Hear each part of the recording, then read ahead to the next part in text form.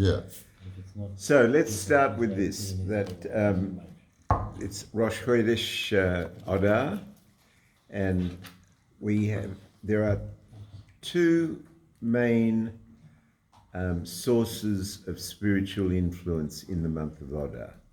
Now, just before I start on that, let's revise together this, because much of what I'm going to tell you tonight, I have the nachas of knowing that you already know, and it'll be repetition, and that's great. That's what it should be. But the way we learn is that when there is a spiritual holiday, that spiritual holiday has a DNA which shines more brightly at that time. It's not, so let me give you an example. If you have the Queen's birthday, that's a holiday which the country keeps, but there's nothing intrinsic about that holiday. It's a date which is agreed politically, so everybody in the country accepts that date is going to be a holiday, and it's an arbitrary thing that everybody agrees to. That's not what happens with the spiritual holiday. When we have Pesach, the koyach for emunah, for faith, is stronger. And when we eat the matzah, we actually ingest a spiritual injection of faith. So that's true of all the Yomim Tovim. Now, the month of Adar has two spiritual influences, and they're palpable, they're noticeable. All you've got to do is learn to focus on them. One is, and we'll spend tonight doing much of this, one is that Nichnas Adar Marbim B'Simcha, which means that when the month of Adar comes in, you have to increase in your happiness. Simcha. It's a hard word to translate. Some people translate it as joy, but it really means happiness. And we're going to examine what that means, because I draw your attention to an obvious fact that Hashem never will ask of us something that we can't do.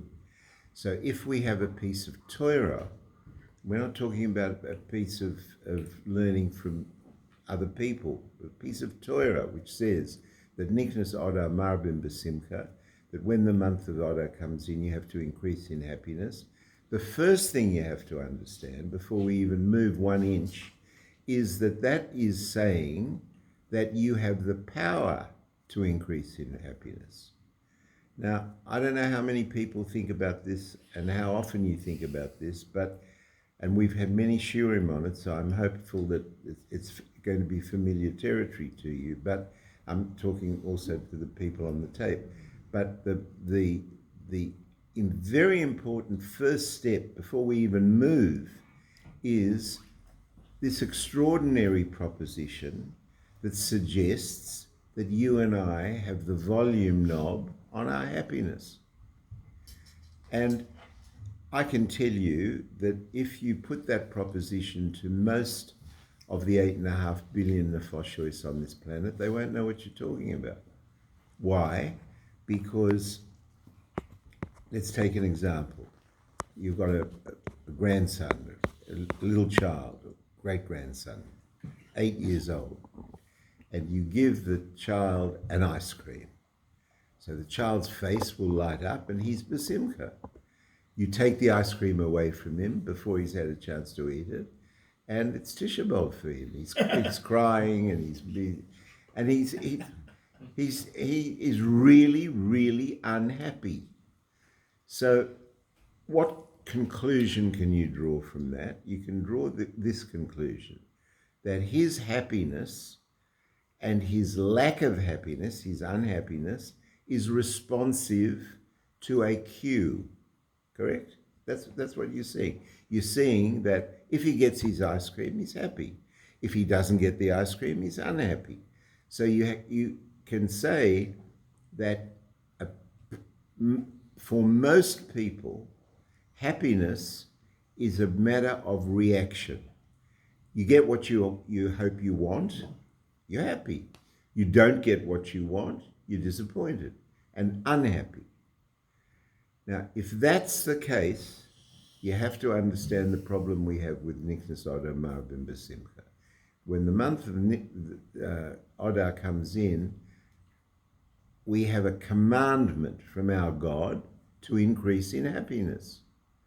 But we've just pointed out that happiness is responsive. So we ought to be saying to God like this. You say to us, Niknas Adar Marbim Besimcha, we've got something to say to you, God.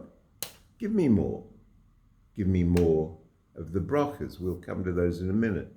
Give me better health. Give me more money. Give me more nachas from my children. And then I'll be happier.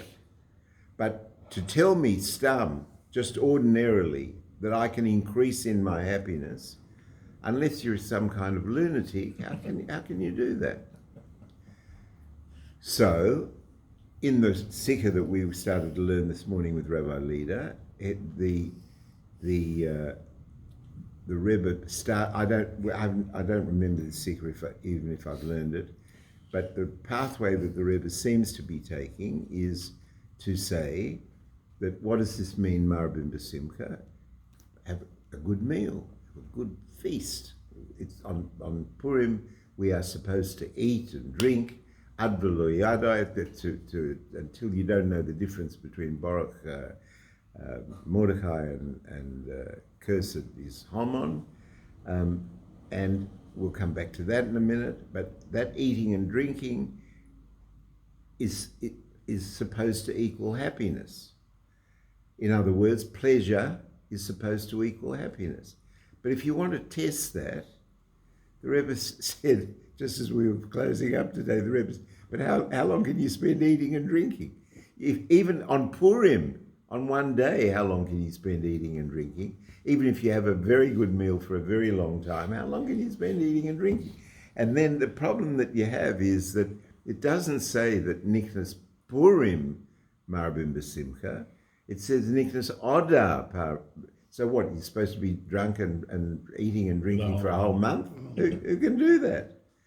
So we have a serious issue here that we are expected as Jews who understand, who learn Torah, and who sit at the feet of the great Rebbeim, the great geniuses and the greatest, one of the greatest of all of the Rebbe. We have to understand that we have to understand this Torah that we learn. Excuse me. Now, just leaving that aside for a moment, and probably better to do this next week rather than muddy this shear up with it, because it's the other thing about Purim and the month of Adar is the other spiritual influence, the other spiritual koyach that you get an injection for the rest of the year for, is the concept of Hashgacha Pratis, the concept of divine providence. In other words, that what happens to you happens to you, and it is very bewildering. It's unpredictable. Every one of us knows that you think you've got through this day, and then tomorrow there's a new challenge, and you don't know where it comes from. You can't predict it. We're not prophets. We can, and you're expected to deal with it and succeed in each challenge as it comes to you. So Purim is the absolute spiritual blueprint of that, because, and we'll probably do this next week, because you have a story that unfolds in the Megillah, which, by the way, doesn't even mention Hashem's name. So Hashem is hidden from what's going on in the same way as he's hidden from you and me in what's going on in what happens to you and me every day. We don't have a reference point where we can ring up God and say, well, what's going to happen to me after lunch today? It's not available. However, we are expected not only to make sense of what's happening to us, but to understand the divine purpose in all of that, not only for the world, but for each and every one of us.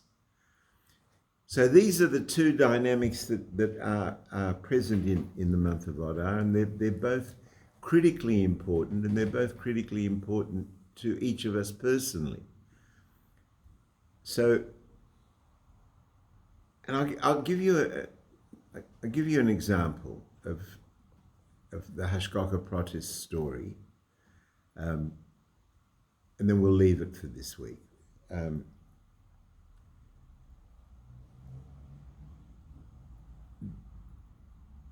There was about 150 years ago, there lived in Europe a great Gaon called the Rishas. And the Rishas was very, very rich and a very big Talmud Chacham, both things. He was a holy Jew. He learned all day and all night, but he was also extremely rich, and his business was he owned ships. He had like a private navy, trading ships, and in his town, he was also the Rov of the main shul, because he was such a big Talmud Chacham. And so the story was that one day a tailor, and he ran a very big loan fund, a free loan fund, a gemach. So there was a tailor in the town, and the tailor came to him and said, I'm your uncle, and please inquire about me. I'm an honest man. I've got an opportunity. The army wants to order uniforms, and if I can buy the fabric, I can make a good deal of money, and I need a loan for 30 days, 60 days. I can't remember what it was, the detail. And then I'll pay it back, and I'll make a profit, and I'll pay it back. And so the Rishas listened to the business plan. He was happy with the business plan. He lent him the money. When he lent him the money, the guy went away, and everything went like clockwork. He bought the material, and he made the uniforms and sold the uniforms and made a lot of money.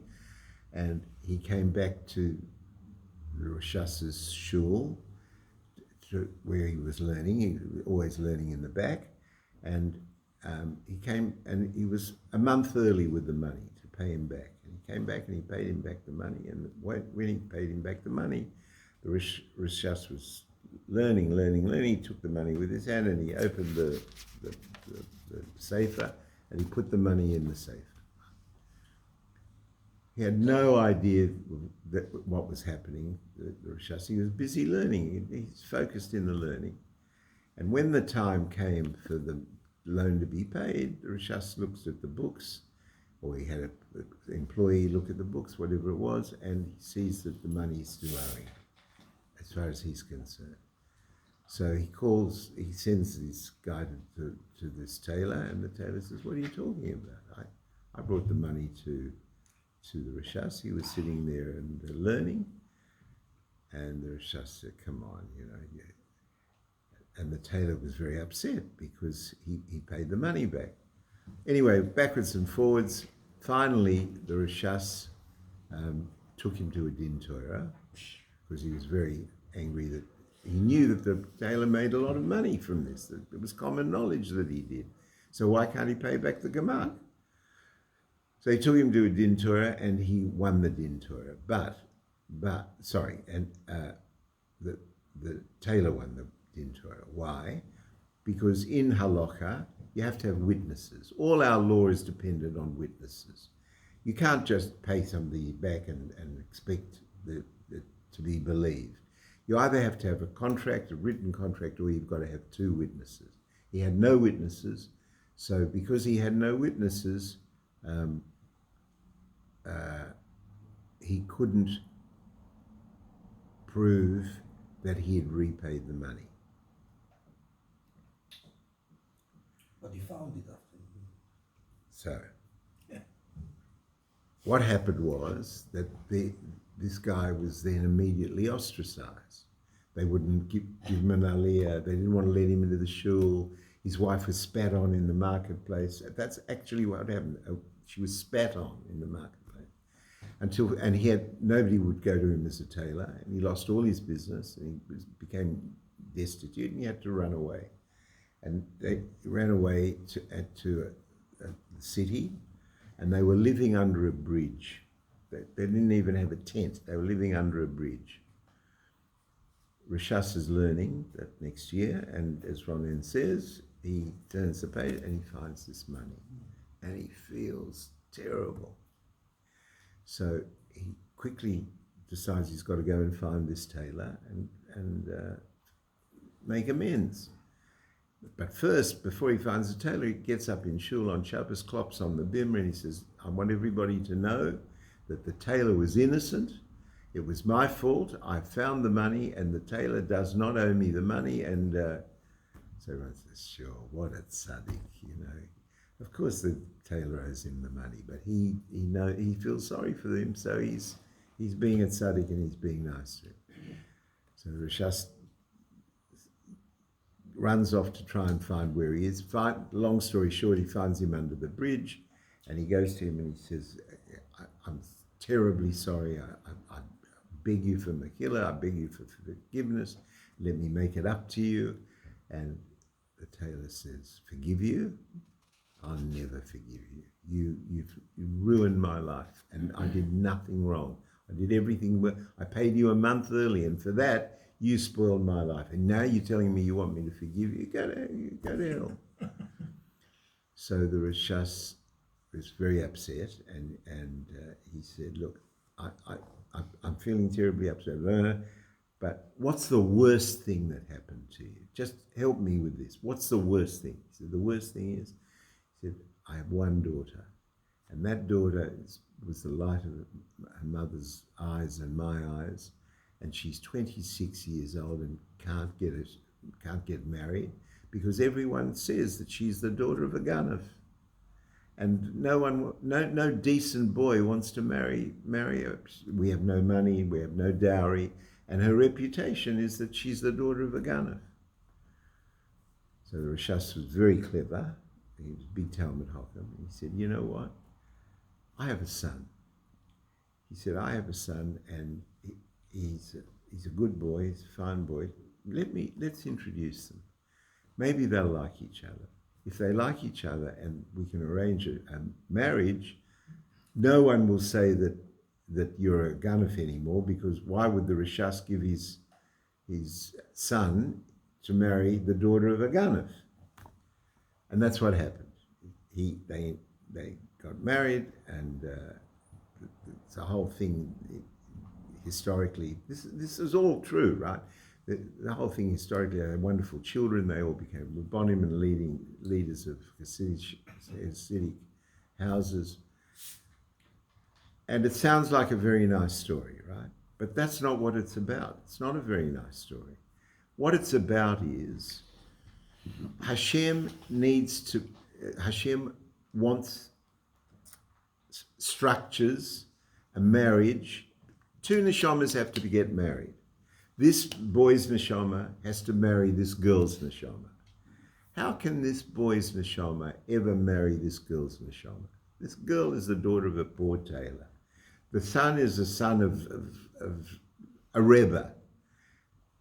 And not only a rebbe, but so rich, a billionaire with ships and these people will never get married, right? So Hashem structures this whole story of the loan and the repayment and the misunderstanding and the going into poverty, the Yeridat Tzarich Aliyah, until finally the two souls are married, and that's what happened. Now that story is a very simplified version of what the Purim story is. The Purim story, and I'll try and deal with it next week. We'll run out of time if I do any more of it now. But the whole story from beginning to end is bewildering. It gets worse and worse and worse for Am Yisrael. It gets worse and worse for Mordechai. It gets worse and better for Haman, and Haman's doing better and better until at the end, the whole thing is reversed, and the whole thing ends up where it not only, but not that it should where it should be, but that it's predictable that it would be if you look with Hasidic glasses and not with an ordinary the kid with the ice cream, yes, with the ice cream, no ice cream, no. Our happiness does not, because if you go through the story, let's do this one rather than the Purim one. At what point can you say that this was good for the Rishas? At what point was it bad for the tailor? When the tailor came to him for the money, was it good or bad? And when he agreed to give him the money, it was good. When he came to pay him back the money, was it good for the tailor? Yeah, the tailor was very happy. But when it turned out that Rishas didn't know, was it good for the tailor? It was very bad for the tailor.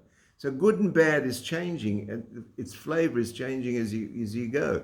When the Rishas went into shul and wanted to tell everybody that it was wrong, was it good for him or not? It wasn't good for him. When he went to find him, the guy under the bridge, was it good for the Shas? It wasn't. He was terrible. He didn't know what to do with himself. He not only harmed another Jew, he ruined his life. Until they finally got married, and then everybody understands Gamzu L'Toiva. Now, that is our life. We don't see it. You don't see it when when you borrow the money, or when you pay the money, or when you lose the money, or you see what's happening at that moment. And that's the Purim story, which we'll do next week. But in the meantime, more important, I don't know, more important,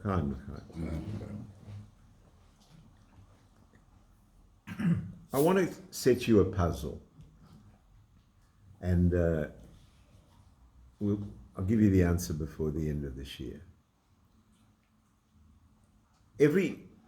We've learned that every holiday has its spiritual koyach. The spiritual koyach for Simcha is not Purim. It's a mitzvah to have it, but it's not the shorish. It's not the source of this energy. The source of this energy is Sukkot. Sukkot, we learn that the energy of Simcha, of happiness, of joy, that's when it shines brightest.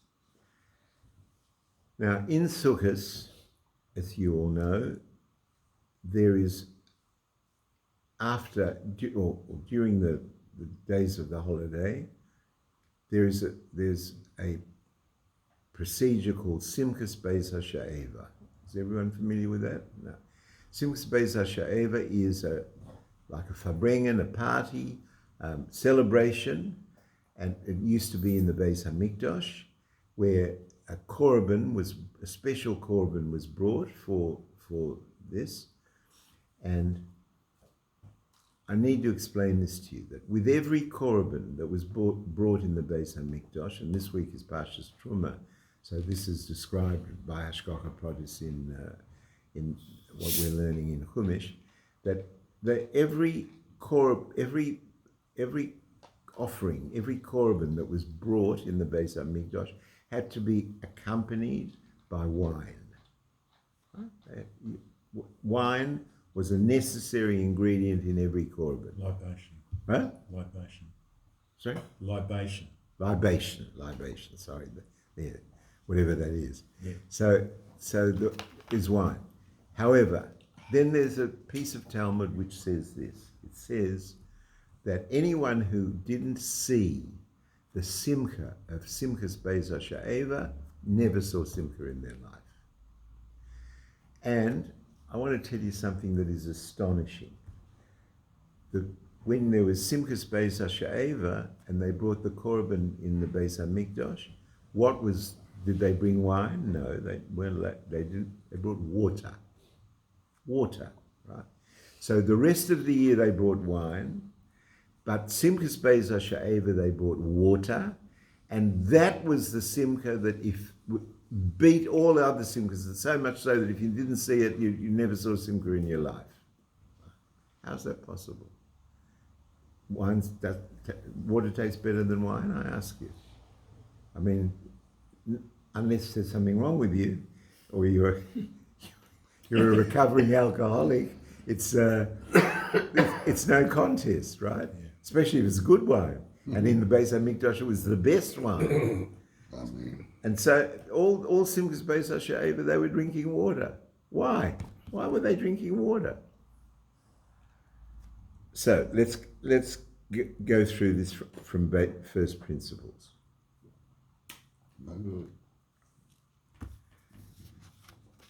Let me run through some building blocks that we all have together. We believe in God. We believe that God has created the heavens and the earth. We believe that creative process was not a one-time event, like a painter paints a painting and walks away and the painting subsists. That is not what happened in creation. Mm-hmm.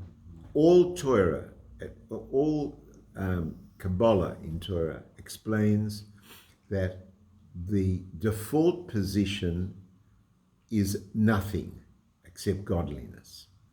For there to be a concept of something else, in other words, a world, you and me thinking that we are an I and separate, that comes about by Hashem energizing that creative process.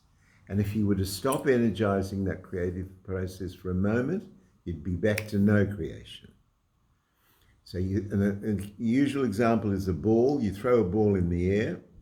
The default position of the ball is that it's stationary on the ground. How do you make it fly through the air or hit it with a tennis racket or whatever it is? You impart an energy to it. If that energy, as that energy subsists, the ball slows down until it finally stops. If Hashem were to withdraw the creative energy that he's pumping into the world to keep it going for a second, the world would stop to exist. So we have a God. God created the world. He continues to create the world. And then there is a staggering corollary to that, which we've learned over and over again, and that is that if he is bringing everything into existence every minute, we mean everything. Your eyelash, my eyelash, your tooth, your toenail, your growing toenail, your digestive system. All of these things that Hashem is bringing into existence every moment, in the same way as you throw a ball, you impart the energy to the ball. And so if he's creating everything every moment, there is a staggering conclusion. He's controlling it. Can't be creating it and focusing on it to create it and not control it. So he's controlling it. So everything that happens in physicality is happening by direct control by Hashem. Right? So you say, well, what about freedom of choice? I'm packing too much in. Each of these things are a sheer on their own. But I want us to get to the conclusion together. So what about free choice? If Hashem's creating everything and he's controlling everything, what about free choice? So the answer is that we have zero free choice as to what happens to us. Zero. We have 100% free choice in how we react to it.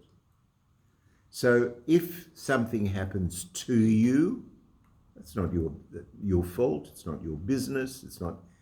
I mean, obviously, things are dressed up in nature, so you have to earn a living.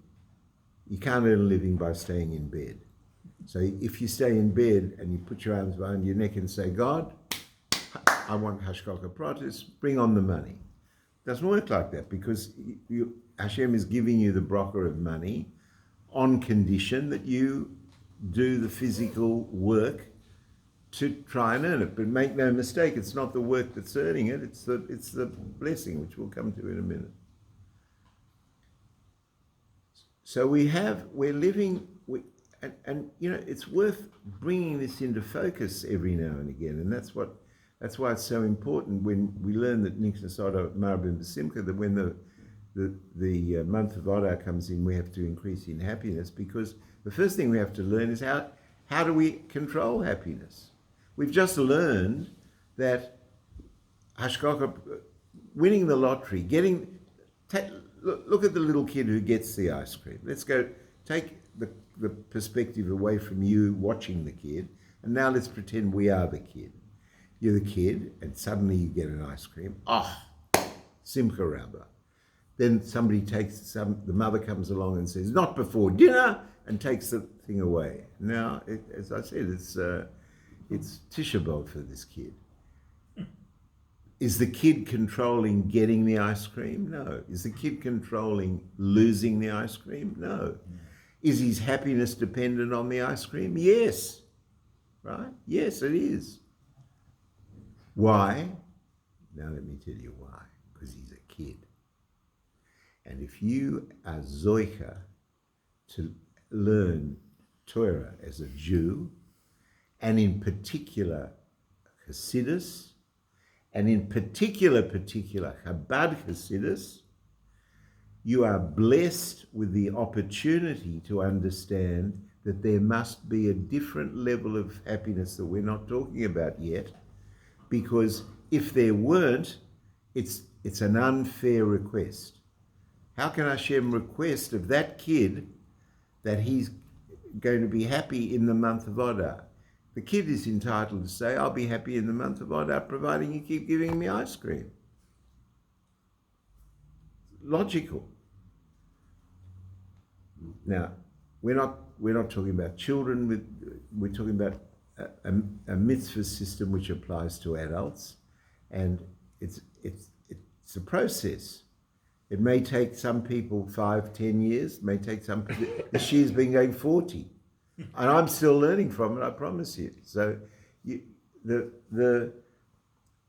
it's a process, but it's a process that is so important.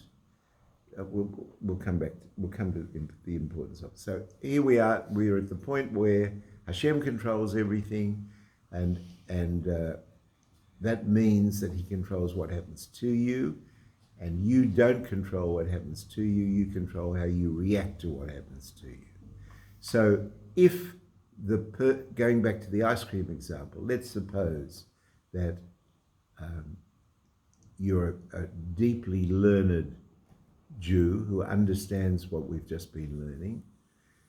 He's not going to be disappointed by losing the ice cream. He will know that, like in the story with the Rishas, sooner or later it will play out that this is the best result. At the moment it doesn't seem like the best result, but we know, as a matter of emunah, that the way Hashem runs the world in His hidden state, it is Gamzu L'Tova. It is the best.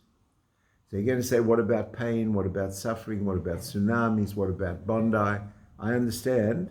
Let's leave that for the moment and get the general principle. The general principle is that, sure, a little kid is going to cry when he loses the ice cream, but a Torah scholar who's learning Torah, a Jew who's learning Torah, and who learns to see this perspective, will learn, maybe not absolutely, maybe not altogether in his whole lifetime, but certainly there is a process where you can come to terms with the situation that, theoretically, there can be no such thing as disappointment. Theoretically, there can be no such. If you think about it, if you really believe that Hashem is doing everything and doing everything for the best, we haven't done that step yet, but let's do it now. That we believe that not only does Hashem control everything, but everything that He's doing is ultimately for the best. Now, if you're armed with that empowerment to be able to see that and feel it, it's a different life. It's living instead of existing.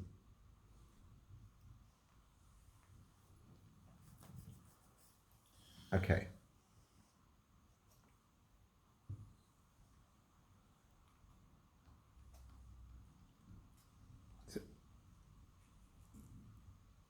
So, what is the, why is it, and let me go back to the Simchas Beis HaSha'eva example. The whole year they drank wine. This is the kid being offered the ice cream. Because the simcha that they have when they bring the korban is responsive to the wine.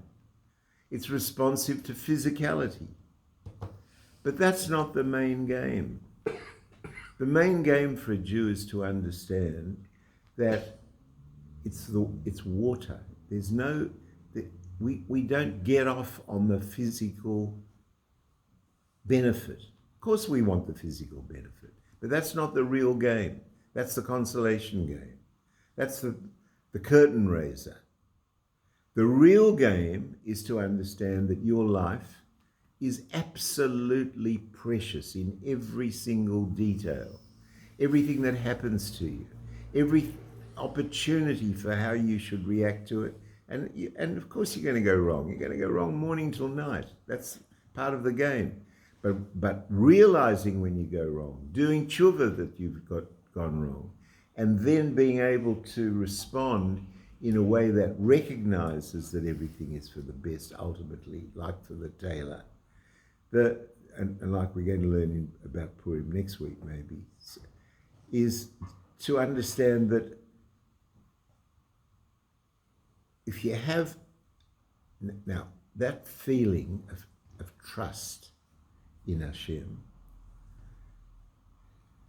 is a massive, massive empowerment, because you walk with your hand in God's hand, with his arm around you. It's a different way of living. You have a private level of communication with your God, and what comes with that is trust, absolute trust. If you can get to a level of absolute trust, suddenly you're happy. So when it says Niknas Odom Marabim B'Simcha, what's the methodology of that is not to ask for more, because the more is irrelevant. The more is the wine. It's and the rest of the year with the korbanos. We don't need the wine. We want water. What do we mean we want water? We want the spiritual happiness of being totally trusting in our God and walking, talking, sleeping, in the bathroom, having breakfast, being in constant appreciation of total trust in one's God. You know what sort of a life people have if they can live like that? I'm no better at this than anybody else. I'm just telling you the shiurim. I'm trying, like I hope you're going to be trying, but and I testify that it's a totally different life. So when it says Niknas Odom Marabim B'Simcha, it means that when the month of Adar comes in, you focus on your betoken, and the more your betoken is in focus, the happier you are. And to the point that, and you know, this isn't a halakha shir, and I don't want to go into various aspects of halakha, but there are many rules as to what it means that on Purim you get drunk until you don't know the difference between Baruch Mordechai and Ora Haman, that blessed is, as I said this morning in the shir, when we were learning this morning, that you have to understand the enormity of that. Somebody is saying to you, you have to get so drunk, you don't know the difference between Hitler and the Lubavitcher Rebbe. Right? I mean, you've got to be pretty drunk not to know the difference between Hitler and so what does that mean? And it's forbidden for a Jew to get drunk. Did you know that?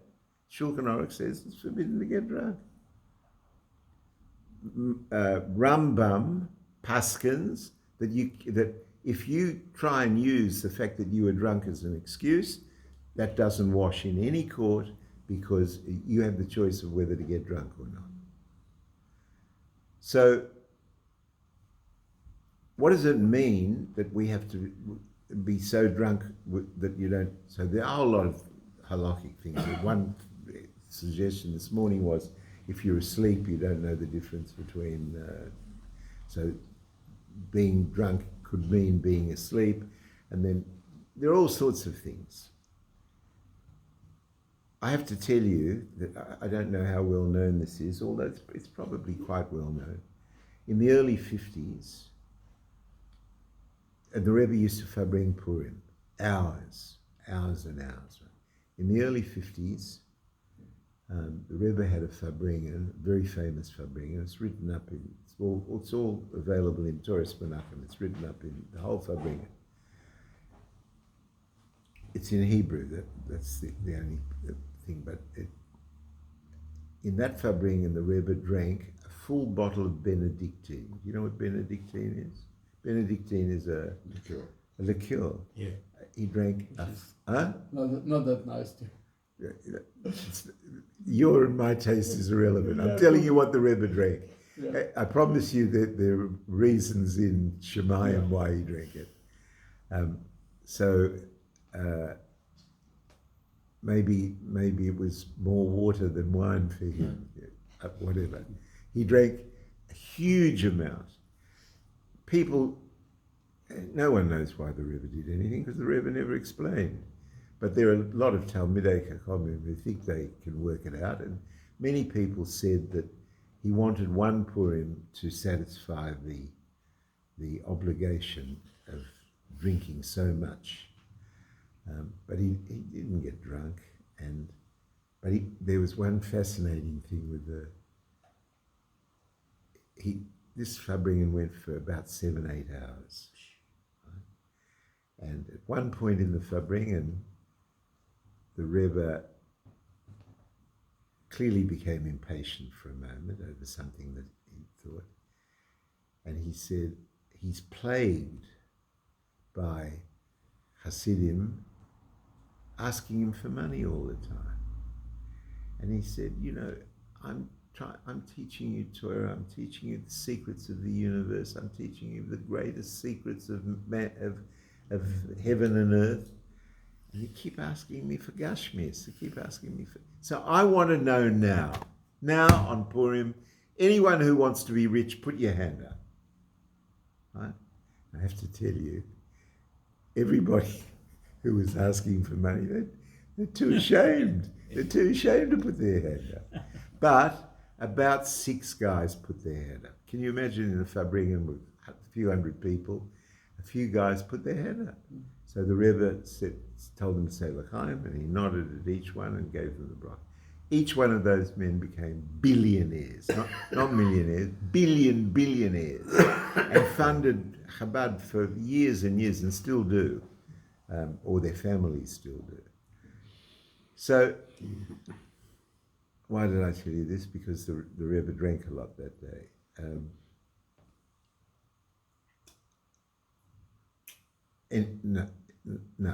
But I want to rewind to the question of Betochen. I've got a serious question for you. I may be overloading this, but if it's too much, so you'll coast on the things that you weren't interested in. But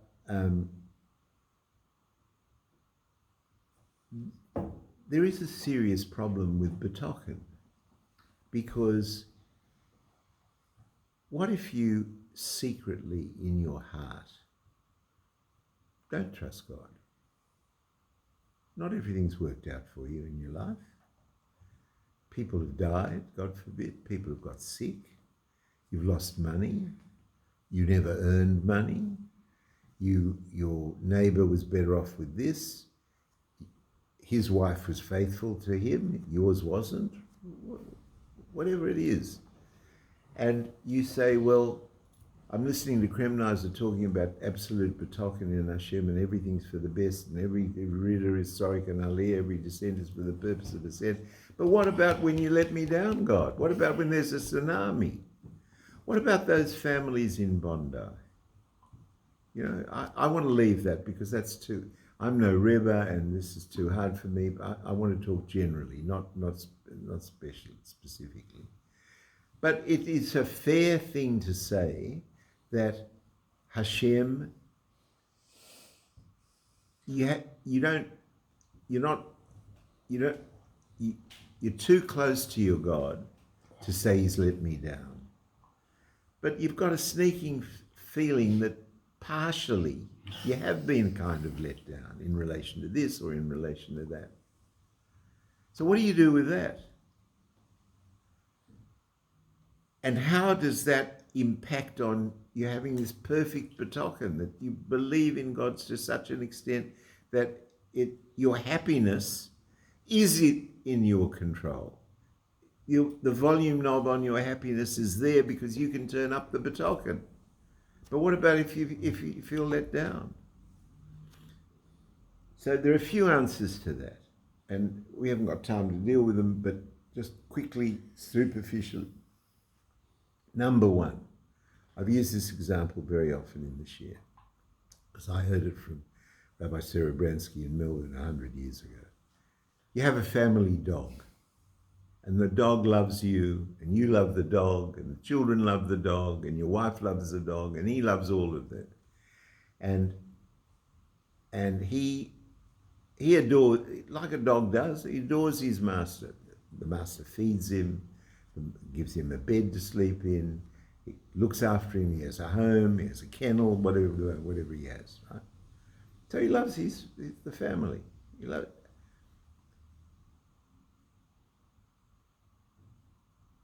And he appreciates the family. But I want to ask you, if you came in with the company's balance sheet and showed it to the dog, is the dog going to understand the balance sheet? The dog loves you because you feed him. But is the dog going to understand the balance sheet? He's not. You and I can love our God, but you're telling me that we're expected to understand him? And we're talking about a dog's brain compared to your and my brain with the balance sheet, right?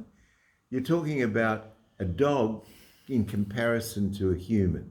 The dog is physical, the human is physical. We're talking about our brain compared to infinity.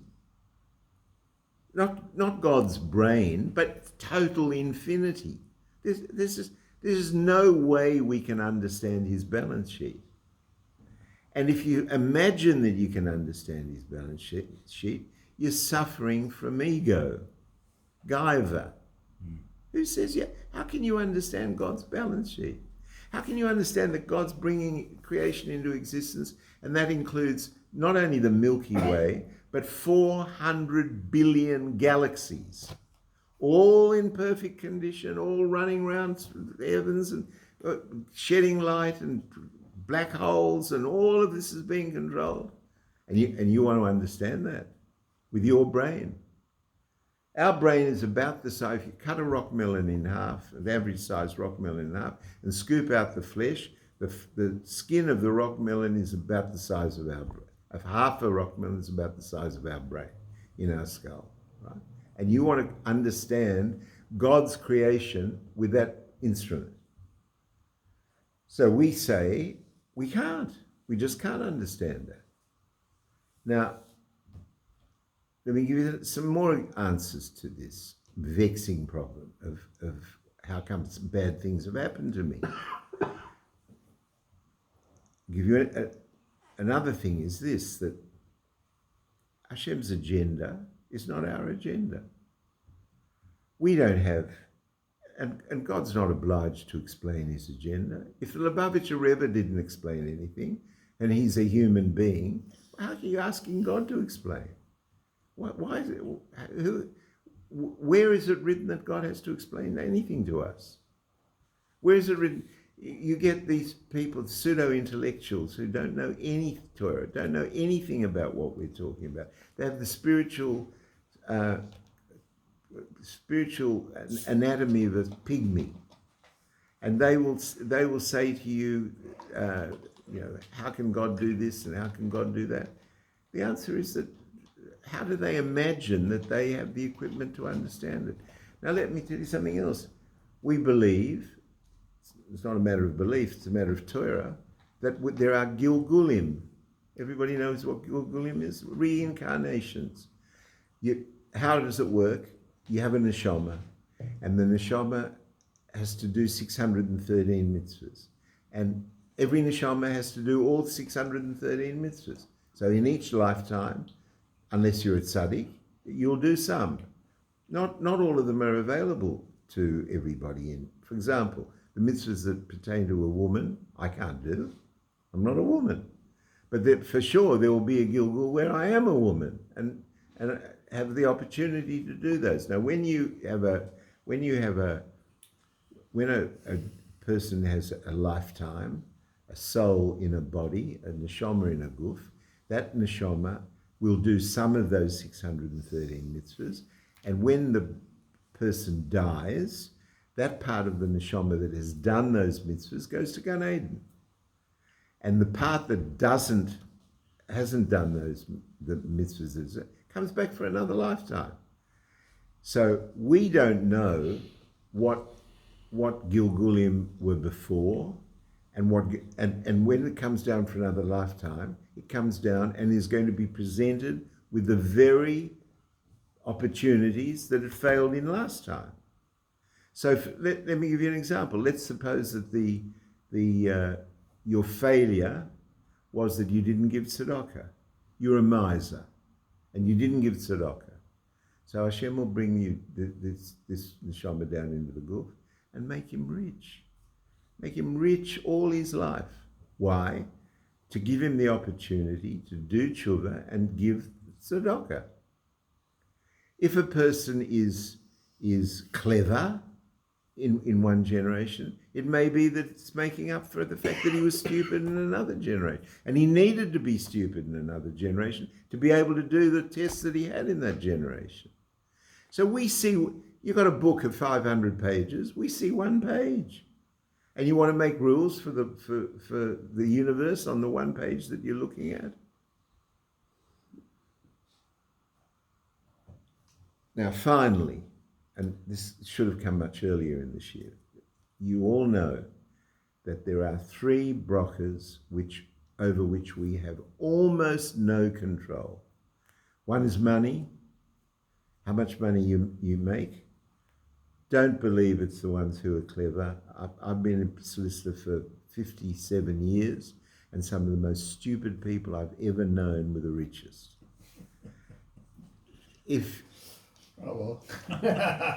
And I can tell you that that it's got nothing to do with work. I know people who work very hard and can't make any money. I know people who are lazy, bone lazy, never work and make a fortune. Anything they touch, they make a fortune.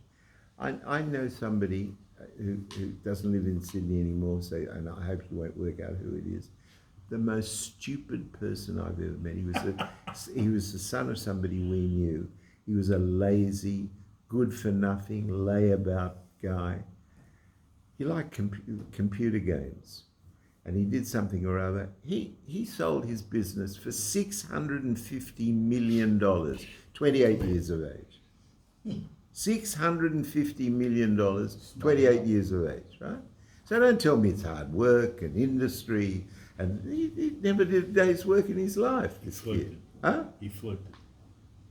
It's a bracha. Yeah. Money is a bracha. Another bracha is health. I keep saying this. There was a solicitor in Bondi Junction that I was in at law school with. He was Olympic fit. He dropped dead at 41 in Bondi Junction jogging. I don't know if you remember this guy. Yeah, he dropped dead.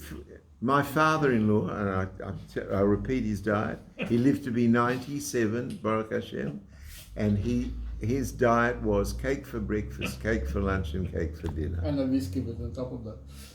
No, he didn't drink, no. So these are three brachas: health, children, and money, that we simply don't control. We think we do, and we're obliged to try. You've got to send your children to the best school you can. You got to try and diet. You know, the Rebbe, and people don't know this, the Rebbe and the Frierdiker Rebbe were chain smokers, literally chain smokers, one after the other. The Baal Shem Tov smoked a pipe, and the Hasidim used to discuss whether that had to do with the ketoris, what's ketoris in English? The incense in the Beis Hamikdash. The day in 1950, whatever it was, 1940, whatever it was, that it was first announced in the New York Times that there was a connection between smoking and emphysema. Both the Frierdiker Rebbe and the Lubavitcher Rebbe stopped smoking that day, never had another cigarette. Why? Because you've got to look after the body according to modern medicines. Do we know whether it's really harmful or not? If it's thought to be harmful, you're not allowed to harm your body. So the Rebbe and the Frierdiker Rebbe stopped smoking on the spot. Now, does that mean that that's why the Rebbe lived to be 90, whatever he was? I don't even want to say. Has that got anything to do with it? We don't understand why he lived to be that age. That's one of the three brachas. We don't understand why my father-in-law lived to be 97, or why this kid made the money that he made. These are brachas. We don't control these brachas. Now, I want to explain this to you loud and clear. If you understand that we don't control these brachas, how can you make your happiness dependent on them? Do you understand what this means? This means that if you're going to spend your life like that kid with the ice cream, then you're really saying, if I'm lucky, if I'm really mazeldik, I'm going to make a fortune, or I'm going to be healthy, or I'm going to have children and nakas from my children.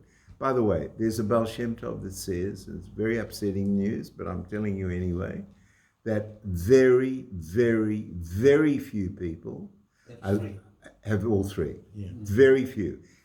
And all three at the one time. Not only all three. Now, you have to remember, the Lubavitcher Rebbe had no children. Yeah.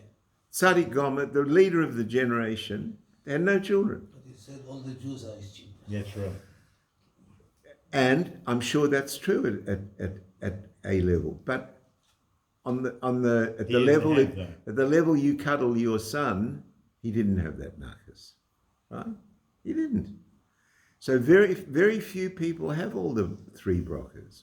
And if you say that your happiness, if you want to say that your happiness is dependent on what is happening to you, you're going to be settling for a pretty miserable life. Because most people aren't rich, and most people do have health problems of one kind or another, particularly as they get older. And not every person's children are doing what the parents want, or what's good for the children.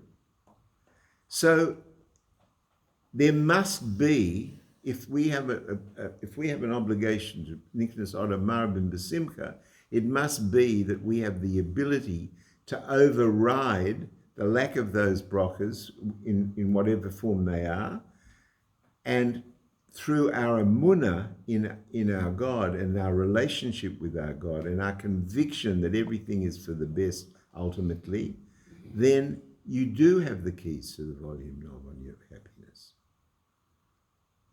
And that's the energy that's available in Odar. And that's why it says that Niknas Odom Marabim B'Simcha.